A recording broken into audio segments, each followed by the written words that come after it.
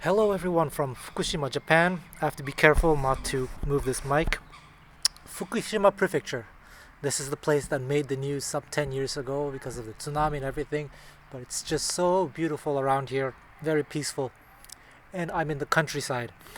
Anyway, this is a video that I've been wanting to make for a very, very long time. But I didn't know how to make. I still don't. I'm kind of winging this. Ever since I moved to Japan, every single month, sometimes more than a month, I get these long emails. Oh, Dennis, I hear you're in Japan. I want to be in Japan too. I want to be a musician in Japan too. And people from all over the world are sending me these messages. They want to have a career here because it seems like it's another world. And it really is another world, another dimension on planet Earth that has a strong music scene. And if you notice, there's kind of like, there's the Japanese music scene and then there's the music scene outside of Japan. And there are not many people who are in both worlds. People want to, I guess they want to penetrate this market. And it's a very, very complicated topic. So instead of replying with the same answer every time, I'll just make this video and refer everyone to this video from now on. To play in Japan, it's not complicated. To play legally, it's complicated. Now, I'm not a lawyer. I'm not here to judge you or anything. You do what you want. But chances are, if you're not famous, you have to play quote unquote illegally here. So do whatever you want with that information. There are lots of places where you could play. Now, depending on what your expectations are, it might not be what you expect it to be. Japan does not work like any other country in terms of the music scene. And I've experienced quite a few different big international cities. Japan sits in its own category. From the way things are done, the way everything works, the culture. Maybe in America or in Europe. And also keep in mind during the pandemic rather, I was stuck in Taiwan.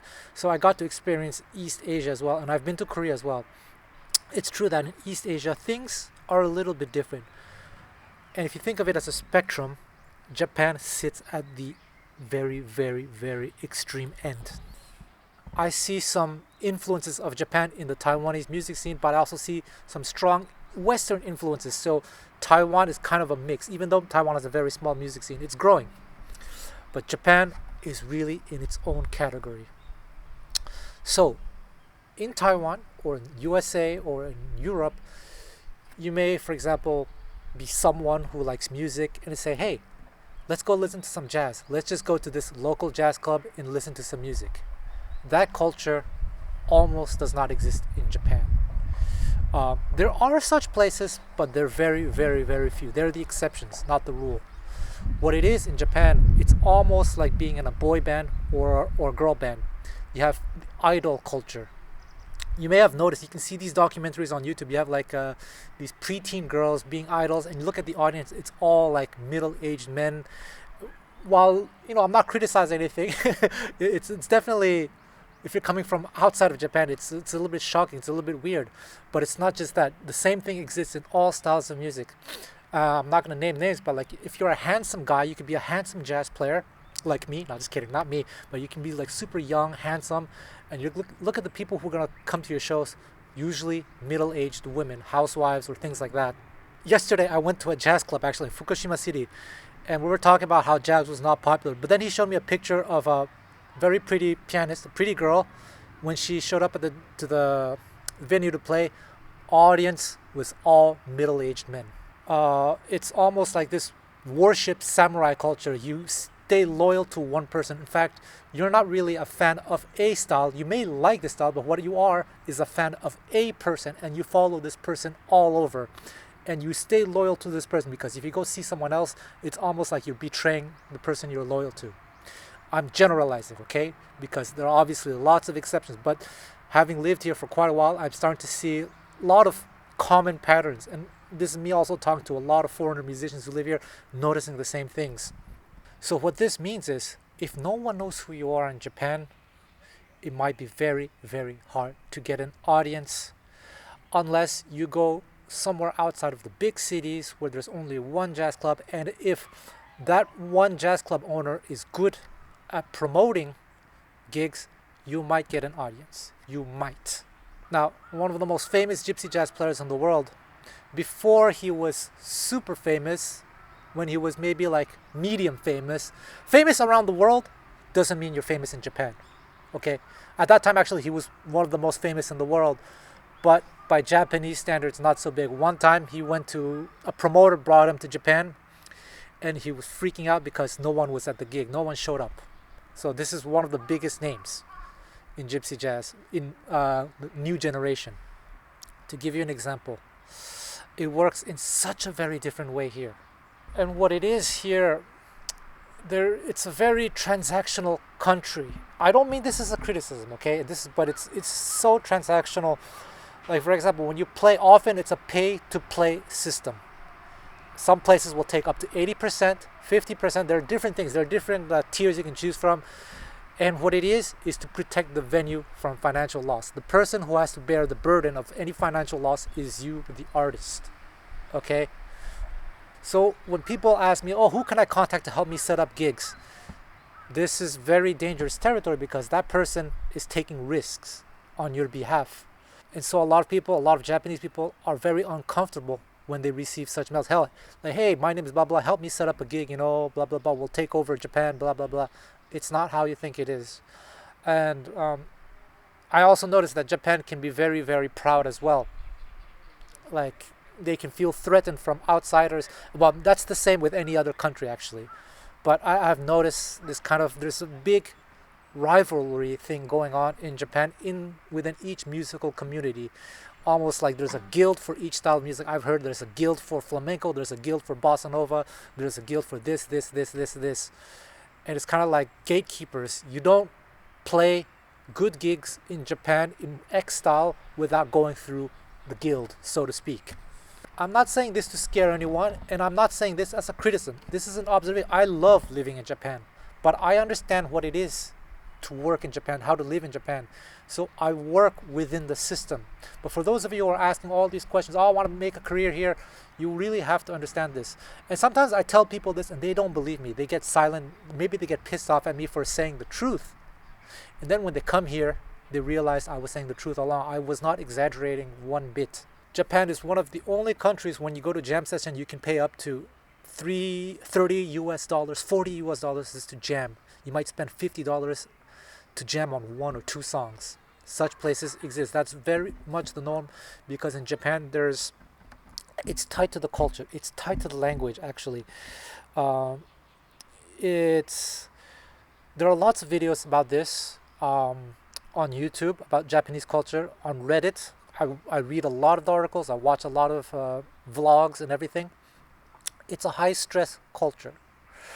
And again, I don't mean this as a criticism, as an observation. It is because of the way the language even works. But think about it this way. The reason why Japan is the way it is, all good things and maybe all bad things, is because of all these things. You remove one little thing from the equation, it changes. And so to thrive here, you have to understand all these things. It is so very, very different than what you might be expecting. I have one friend, foreigner friend, who showed up to Japan. One of the first times he showed up to Japan, someone invited him. He contacted some local musicians. Hey, I'm local. Oh, and so the local musicians, hey, there's a jam session here tonight. Why don't you show up? So he shows up and he sees there's an entrance fee just to jam. He got so pissed off he left. But you have to understand that's just how it is. Whereas remember in Paris, like all you have to do, maybe if even, you just buy a drink, or maybe you play, and people offer you drinks. The bar gives you a drink. In Japan, not so. And what's also very common in Japan, not all the places, but it's common. Like you play in a place, and you, at the very best, you get a discount. Well, in rare exceptions, the owner will offer you maybe one drink or two, but usually you get a discount or you pay full price. So people are known to play gigs and spend all their gig money on drinks. And then there's the culture of uchiage. Uchiage is kind of like after work party. So after you do a gig, it's sometimes common to hang out with your colleagues. You go to an izakaya, like a Japanese pub, you blow all your money there. And even if you just have one beer and everyone has 3-5 beers, everyone splits the bill equally. That's quite common. So if you cannot accept this culture, then you have to beware. Playing in Japan is no problem. Making money in Japan as a musician, maybe it's a big problem. So then people even ask me, okay, where can I stay in Japan? Do you have any Japanese friends who can offer me a couch? Or can I stay at your place? You have to understand that real estate in Japan is very compact. Everything is so compact, and a lot of buildings are not well insulated. Especially in Tokyo, people live in tiny places, like a closet. In fact, my bathroom in in Canada, has been almost the same size as some of my rooms that I've rented in Japan. Just to give you an idea, maybe just a little bit bigger, the room in Japan. Just a little bit. My kitchen in Canada is twice the size, or maybe even 3 times the size as some of the places I've stayed in Tokyo, to give you an idea. But even then, Japan has this culture of uchisoto or honne tatemae. Uchisoto is inside, outside. It's a very hierarchical culture. And if you're not part of the in crowd, that's not a good, well, it's not a good thing, but it's good luck, You don't just contact anyone out of the blue like that. It's just not done this way. And with regards to the culture and the language, it took me quite a few years to learn how to write an email in Japanese, because you don't just say what you want to say. You have to craft the words very, very, very carefully. So I have a Japanese student, and she was asking me, in a situation, for example, if someone asked me, where does your family live? How can I answer, most of my family lives in New York?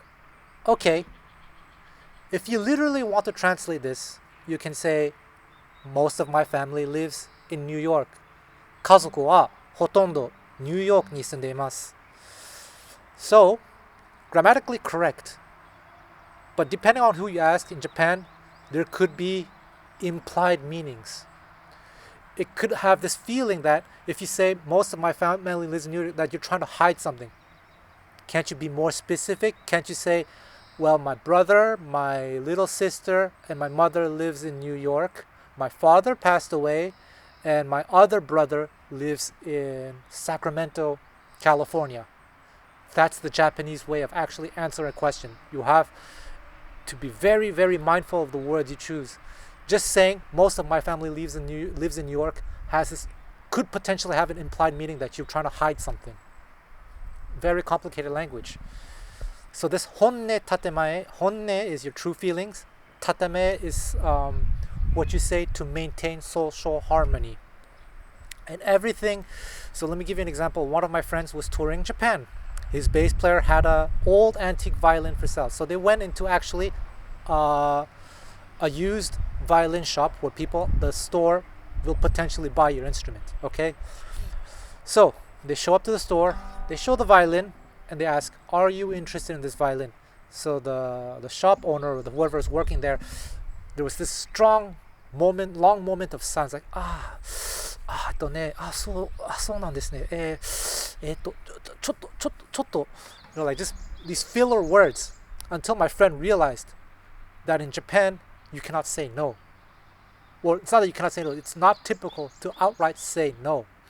And so my friend realized, maybe you're trying to say that at this moment you are unable to buy this instrument. And then suddenly the shopkeeper said, yes. Okay? So this is the culture that you are dealing with. It's about reading the air. In Japanese, there's actually an expression, 空気を読む.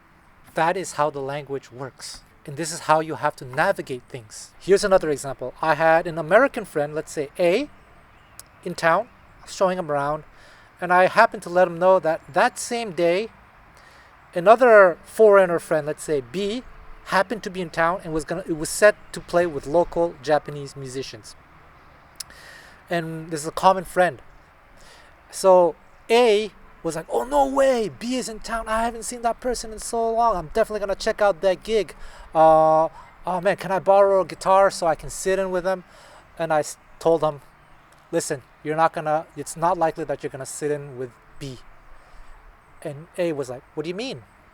This person and I, we go long, I stayed at his place when I went to his country, etc. Of course I'm gonna play with him. And I'd be like, nope, you don't understand Japanese culture. And true enough, I couldn't make the gig because I had to go somewhere. That day I had to leave to go to another city. Anyway, A goes to B's gig and they, meet up. But because B is not the leader of the gig, he's the guest of the local Japanese musicians. Guess what? A never got to go on stage. I've had many stories like this, there's actually a famous musician, not jazz. There's a YouTube of this. There's a video on YouTube of this. I think it's a flamenco player, kind of well known. The same thing happened. He went to a local flamenco place and they refused to let him play even though he was kind of a big deal. Does that mean that it will never happen that you don't get to sit in? No. Sometimes I've been to places where people have allowed me to sit in. Sometimes people ask me to play the whole set. But again, that is the exception, not the rule. Imagine this big shot flamenco player shows up and is like, no, thank you for coming, but this is our gig. This is us, not yours, kind of thing. So that's very, very common again. I'm saying all this not to scare anyone, but to really let you understand that the psychology is so very different here. And I've had to counsel a lot of foreigner musicians here who are like, tell me, hey, I think Japanese people, hey, even Koreans, who are probably the closest culturally to Japan. I had one Korean person told me one time, like, I think the Japanese people here hate me. And I would tell him, no, it's this uchi soto culture. You are not part of them yet, and it takes a while. It's something for those of you who are coming from, let's say, if you're Brazilian or you're American or French, you meet a person, you soon become friends. I remember when I was in Paris, I met some people for the first time, and I was in Paris not for business. I was just there, as a tourist. Well, actually, I was there for business, for recording. But anyway, I met some French musicians and said, hey, Dennis, nice to meet you. You want to play a gig with me tomorrow on bass? He's like, I don't have a bass. No worries. Let me call my buddy. So he calls me, hey, this guy Dennis is in town. Bring your bass to the gig tomorrow. I had a bass for me. Like, this culture is very, very rare in Japan. Does it happen? It could happen. Again, I'm always talking about this kind of general thing. When exceptions do occur, but they are the exception, not the rule. I have the artist visa, which is one of the hardest visas to get in Japan. It's extremely rare. And I only got it because I'm the owner of DC Music School. The DC Music School actually fits the profile pretty well. Getting this visa has nothing to do with how good you are or even how famous you are, although you have to submit portfolios, everything. But it has everything to do with checking certain boxes, which DC Music School actually happens to fit this criteria. I have yet to meet one single musician on that visa. Not one. Every single foreigner musician that I've met in Japan, guess what visa they have? They have the marriage visa. That's how hard it is to be a musician legally in Japan. I've met lots of foreigner musicians, not one single one of them. Even famous musicians who came here, when I asked them, hey, what visa are you on? They told me I couldn't get the artist visa. I'm on a marriage visa. My wife is Japanese. It's just another planet. This sounds like a complaint video, but it really isn't. I'm saying this in a very truthful way, and I try to be as neutral as possible because I have a lot of positive things to say about it. I love it here. Why? If I were complaining, then I wouldn't be living here, right? But I'm just telling you that you have to understand how it works here, because I get so many emails every single month, really. And sometimes very long emails with a list of demands of what their conditions are for coming to Japan. Yo, excuse me, who the hell are you? If you're not big, then you have to start from the bottom. You can't be beggars can't be choosers, so to speak. My friend Leah was just in Japan touring with Hans Zimmer, playing big arenas. If your name is not Hans Zimmer, then you start at the bottom. So starting at the bottom, you pay money to come here. It's a vacation. Don't expect to make your money back. Establish your first connections with the local people and give it some time. Come back regularly. If you truly want to develop something here, you have to nurture these relationships. And again, you won't be necessarily accepted right away. You might get lucky, but generally it takes time. And speaking of which, I had this other experience where this a foreigner musician came to Japan. He had been here before. He had made some friends. He thought he was in the in crowd. He managed to play with the friends that he had met previously. They played a gig, but they never got to really hang out. So my friends started to feel like, does this person actually like me? It takes time to be part of the in crowd. It's something you have to work on. But then he went to one of the local musicians' gig, and that local musician acted very, very cold to him. Because my friend was expecting, he brought his instrument, he was expecting to sit in, and he never got invited. And he happened to be with another older gentleman who's actually kind of a big shot in jazz. They were both pissed off at how they were treated. They got the cold treatment. So relationships in Japan are very, very complex, because think about it, it's a hierarchical thing. The language is extremely complicated. When tourists come to Japan, they always ask me, hey Dennis, how do you say where's the toilet? And my question is, who are you talking to? What is your relationship to this person? Is it a foreigner? Is it a stranger? Is it a person working? Is it an employee of a shop? Is this person older than you? Is this person younger than you? You know, that will determine how you ask where is the toilet. Really. Japanese is one of the hardest languages to translate to or from because of all these layers. You have to be considering these things. And relationships in Japan are very different as well. Like I said, this is uchi soto honne tatemae thing going on, and everything is very compartmentalized. Is that the word? It's like you think you know someone, but actually you don't really know. There's lots of stories of, and they act this way among themselves as well. People can be friends, like they can have separate jobs. One person can be office worker and the other one is, an architect. And they meet through jazz guitar, for example, let's say. And they hang out a lot, they go drinking, and they're friends for 30 years. And they can be friends for 30 years, hang out, more or less whenever it's convenient for them to hang out, but not know anything about each other's personal lives. Not knowing that one person has a wife, that one person has kids, they have no idea. So people asking me, where can I stay? Where can I couch surf with local Japanese? It is not a thing to go into other people's home in Japan.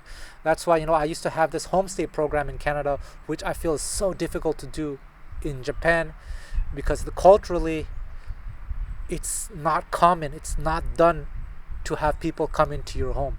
I would love to do that, but the problem is, again, if people are coming in and out into your neighborhood, the neighbors are seeing this and they might not like it, then your landlord gets pissed off. It's very, very complex in that way. And there's this thing, if if you this sentiment among Japanese towards foreigners, like, this person is a foreigner, they will never understand our culture, they can never adapt to our culture.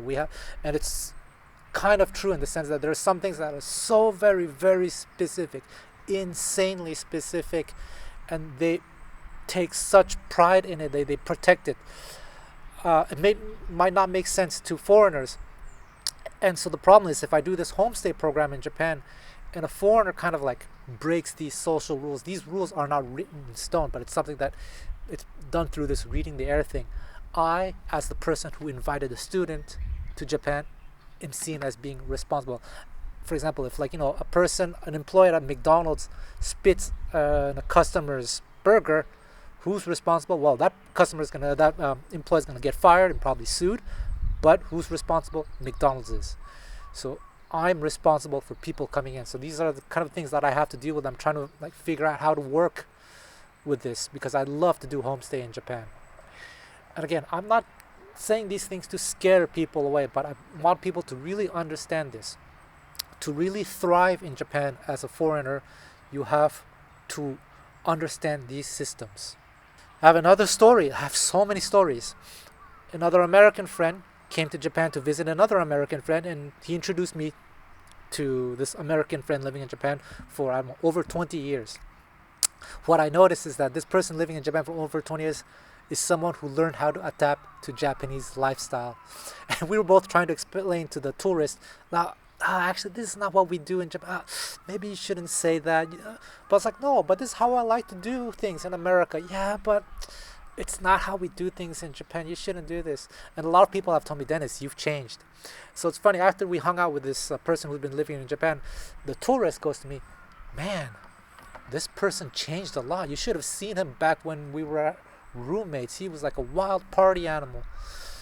Thing is, if you want to work here and thrive here, you have to learn to adapt to how things are here, and chances are it's going to change you. It's not a negative thing, it's just how things are. I'm saying all this to make you very aware of this. So I better wrap things up, because I don't want to miss the bus. In the countryside, the bus almost never comes. But anyway, just don't expect to make any money. Come here to develop relationships, and let it take time. If you're really serious about developing a career here, it's going to take time, unless you get very, very lucky. That does happen. Remember, Japan has expressions. You can look this up on Wikipedia. It has expressions like Paris syndrome. Look it up. It has expressions like big in Japan. Look that up. There are articles on Wikipedia. It works in such a different way. I remember one time I took this other American tourist to a bar in Japan, a local bar, and I was asking him, so what are your impressions so far? And he told me, man, this feels like another planet. And 5 minutes later, I kid you not, I swear, some foreigners walk into the bar and they start talking to the bartender who actually spoke some English. And so the bartender's like, oh, is this your first time in Japan? Yeah. How do you feel about Japan? Guess what they said? Wow, it feels like another planet. It is so very different here. I would love for you guys to come to Japan, but be aware of all these things. You may like it, you may not like it. I had one person who actually came to do kind of homestay with me, but he left after a month because he couldn't take it anymore. It's just the culture shock was a little bit too much. There were a lot of different factors, but culture shock was one of them. He loved Japanese culture, anime, and all this stuff. But when he saw how it was here, that it was conflicting with how he was used to do things, he had to get out of here. Again, I'm not saying this to scare you. I love it here, but it's not for everyone. If you want Japan to bend to your way of doing things, don't expect that. And I've had to counsel people, like I've sometimes been caught in the middle between non-Japanese and Japanese who had these big culture clashes, misunderstandings about how things are done. And it's just very, very tiring. It's annoying because I'm familiar with both worlds. And both worlds are unable to see things from each other's perspective. That's what makes things so very, very difficult. Okay? So come to Japan, meet some people, for sure, try to play some gigs. Ask, but don't be picky. Accept whatever results may happen. It may take time for you to build a career in Japan. I managed to catch the bus. Welcome to my hotel room. So in the countryside of Japan, if you don't have a car, it can be very, very tough, as the bus, public transportation, rarely comes. Anyway, I had to cut the video short just to catch the bus, but there are certain things I want to say. Like, I really, really, really want to insist that I'm saying all these things not to scare people away, but I really want to stress the difference. And when I stress the difference, it's not a criticism. Really is not, because this is actually my favorite country to live in. I love it here. In fact, I have to travel back to Canada next week and then to the USA. To be honest, I'd rather just stay in Japan, but I have to I want to see my mother, I want to look after her, and I have to do some work. I really, really love it here. It's so safe in terms of material theft. It just doesn't happen. I could leave my guitar in the street for a day and come back the next day and it'll be there. In fact, as I was walking home in a crowded city the other day, I saw that someone had lost earphones, AirPods, expensive ones, and someone was nice enough to put it on a bench, and no one touched it. Crowded city. And back home in Canada, that AirPod will be gone in seconds. And I also want to stress that, again, I am generalizing. And with this whole thing of generalization, it's kind of a necessary evil. And these are things that I do observe quite frequently, and I talk a lot about this with foreigner friends. But again, you might encounter quite a lot of exceptions. Let's say I don't have a figure, but I'm kind of pulling this out of nowhere. But let's say everything that I described, you might encounter at a rate of maybe 60%, maybe 55%, but you'll find a lot of exceptions as well. And in fact, if you get out of the big cities, namely Tokyo, people are generally a little, by Japanese standards, they're a little bit more open, and depend on the individual as well. Like, I had such a good time in Kagoshima, for example, in Sapporo, in Oita Prefecture, where I met these wonderful people. And I remember like one person being so extra kind to me in Toyoma Prefecture, which is like in the middle of nowhere, but you meet such lovely people. Okay, and in terms of big cities, you go to Kansai, which is the middle part of Japan. Go to Osaka. By Japanese standards, it is one of the most open places in Japan. And it's very funny because a lot of Japanese people warned me when I first arrived at Japan, and I told them I had expressed interest in Osaka. A lot of people, quite a lot, warned me about Osaka. They tell me, hey, be careful about Osaka. They're not normal. They're not regular Japanese people. Like, it can be a little bit dangerous. And I went there, and for me, it's basically a tame version of almost all the European countries, American countries American cities and Canadian cities that I've been to. So it goes to show that there's this huge difference in culture. And I want to stress that this is not a question of race. People think, oh, racist or whatever. No. Well, of course there are racist people everywhere, but it's a question of culture, because there's this interesting phenomenon. There are a lot of articles about this, studies about this, among Japanese who grew up in Japan, were born in Japan, then in the critical stages of Japanese education went abroad and then came back after. And the term for this is kikoku shijo. So kikoku shijo, it refers to people children who received the critical education, usually between the ages of 11 and maybe 20 or so, middle school, high school, and they struggle to fit in, even though they speak perfect Japanese, but they don't understand the system, and this system is learned. I talked to someone who was involved in Japanese education. They told me it starts around the age of 11, and it's very interesting because sometimes I play in the park. Japan has this culture of meiwaku kakenai. Meiwaku kakenai is not to bother people. They generally don't like to bother people, and so they generally don't approach people. But when I play in the park, two types of people approach me. Three types: foreigners, uh, kids, and older people who just don't give a crap anymore. So the kids, they can be very direct and very like open, very chatty. But then, past a certain age, as I was told by an educator, past starting the age of 11, they get drilled into this whole Japanese mindset, the culture that the Kikoku Shijo people, the people who went abroad, don't learn these skills, these customs, and when they come back, they struggle and they get bullied. So it's very interesting. One very interesting story is I had not just one, like a few instances with a few foreigner friends who told me, oh, I used to live in America or Canada or Europe, whatever, and I had this Japanese friend. We'd hang out all the time. Then they came back to Japan, and when I came to visit them in Japan, they treated me very coldly. It's kind of this region. Like I said, when you live in Japan, it can kind of change you.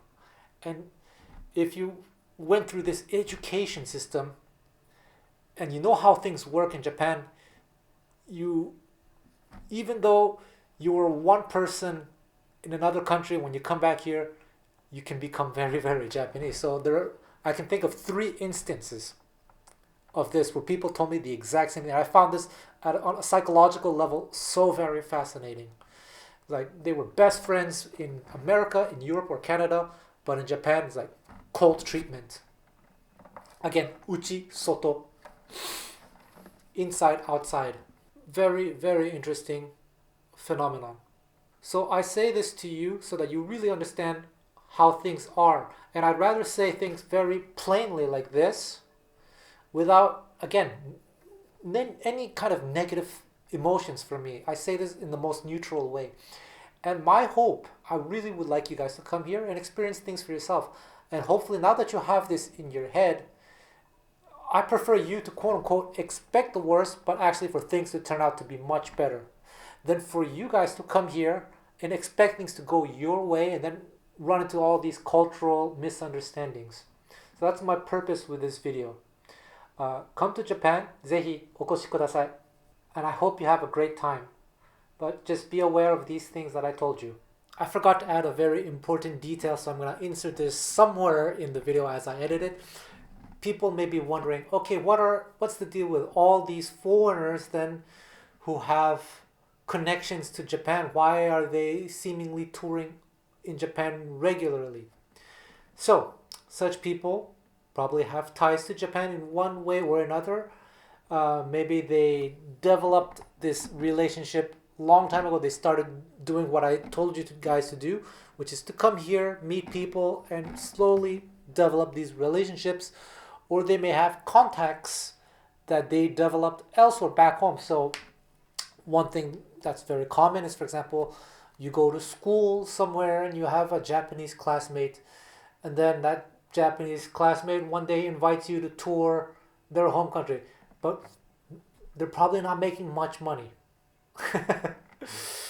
They probably invite their family to go see them in their local show in the local hometown, but when they go to other places, maybe there's not so much money to be made unless that person managed to become famous and has fans all over Japan.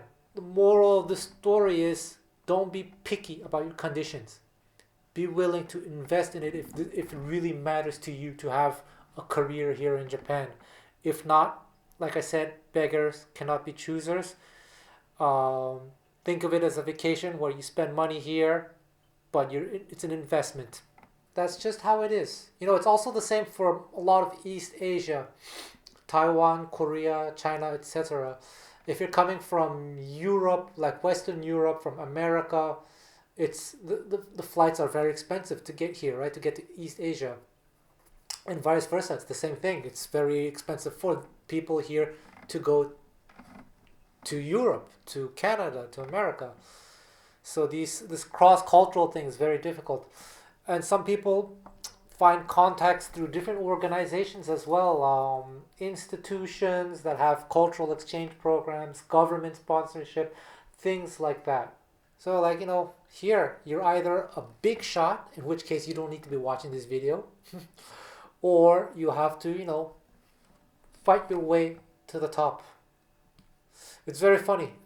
2 or 3 years ago, the Japanese government made this announcement where they wanted to promote cross-cultural exchange in the arts.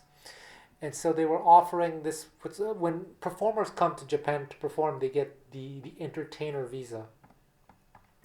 And the government wanted to make it easier for people to get the entertainer visa in Japan.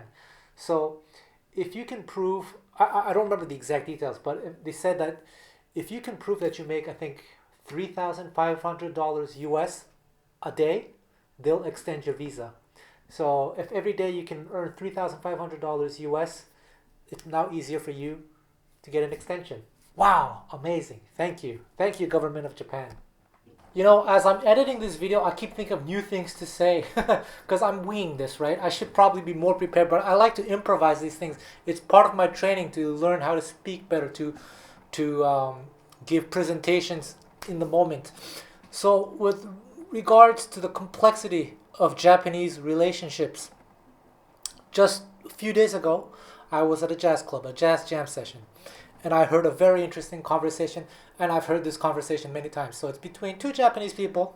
It's the first time they meet, and they are asking each other if they have SNS. SNS in Japan is social media. And the way they were asking for permission to follow each other on Instagram. And it's hard to translate to English because, as I said earlier, I gave you the example of how do you say, where's the toilet in Japanese? It depends. In Japanese, there are so many ways to express yourself. There are so many layers of politeness. And depending on who you're talking to, your relationship to that person, your age, whether you're female, and all sorts of complex things. This is in their mind, subconsciously, because they're drilled that way from a very young age.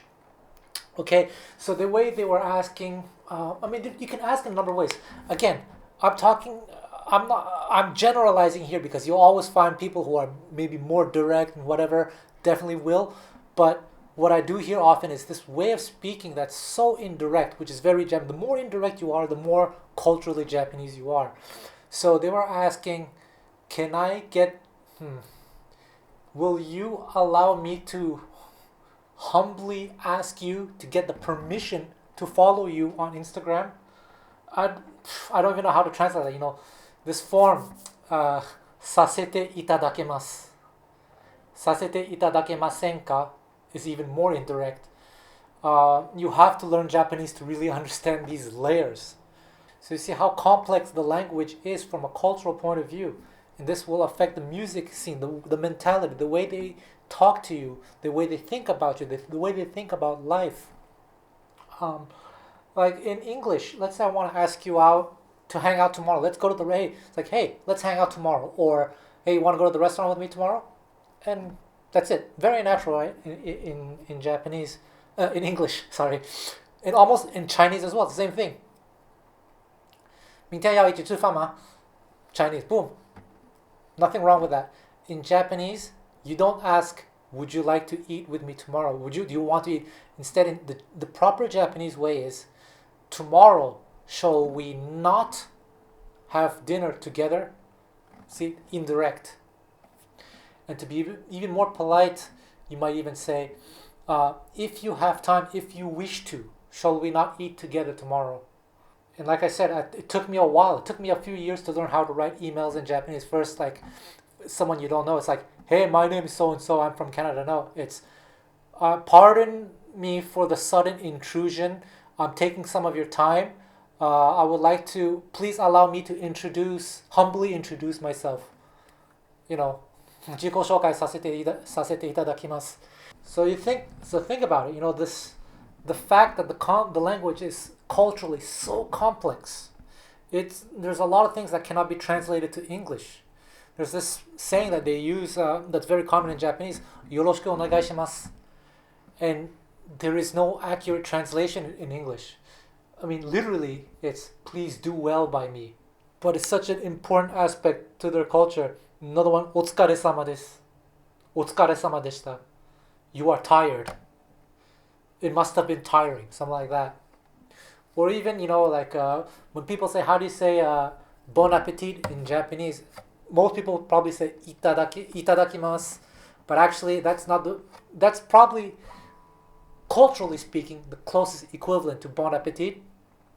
But actually, it's more, I humbly receive, I humbly accept.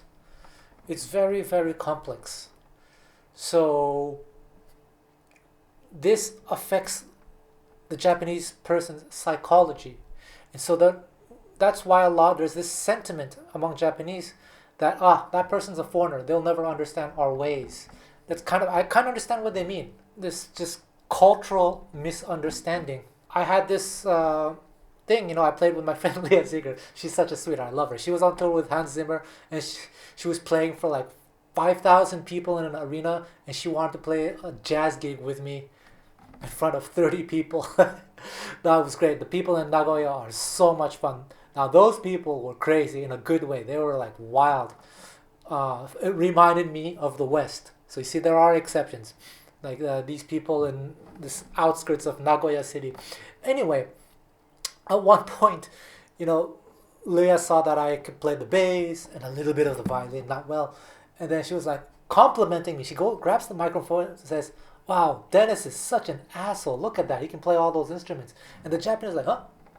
Asshole? Why is he an asshole? Like, are we mishearing things?" So this kind of way, this sarcastic way of complimenting doesn't really work in Japanese. Another one is like, a lot of Americans ask me, how do you swear in Japanese? It's not that there are not swear words in Japanese. It's, again, the art of insult in Japanese is very subtle. Maybe some of you who watch anime, you may have heard kisama. And you think kisama is like often translated like, hey, you asshole or something. But actually, in the old days, kisama literally means your esteemed, your esteemed. Like it's a way of showing your partner extreme respect.